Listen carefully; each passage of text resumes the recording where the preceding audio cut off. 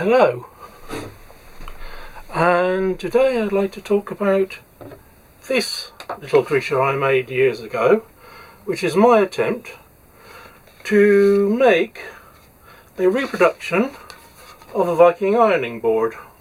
Now, the original was made in whalebone, and there's not a lot of whalebone around these days, thank heaven, and not unless you're Japanese or Icelandic, so I had to make it in wood instead, which I don't mind doing.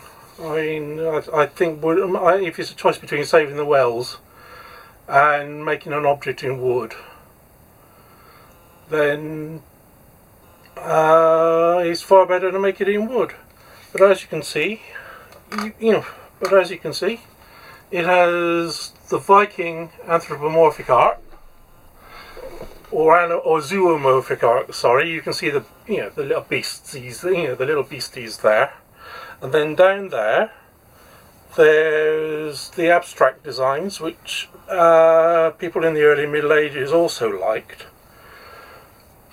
and which, well, people generally throughout history.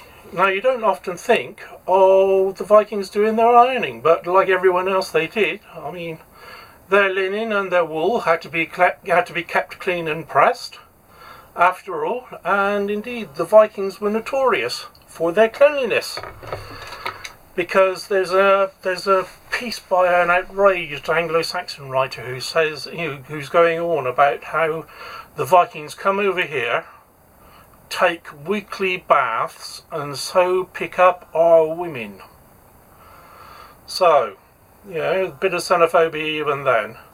Now, how did they do their ironing? Well, researchers have found glass balls, polished glass balls in some Viking graves, which they believe were used to smooth out the creases by Viking women when they're when they're ironing their husbands' and their sons' war gear as they go out ready to pillage or enslave some other poor soul. And now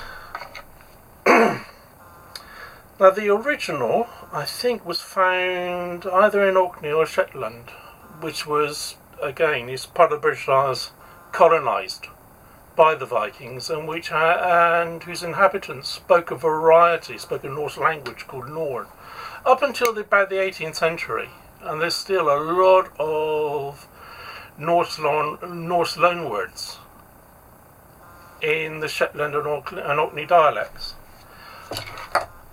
I think these things are rather interesting and fun, and I thought I'd like to share them with you.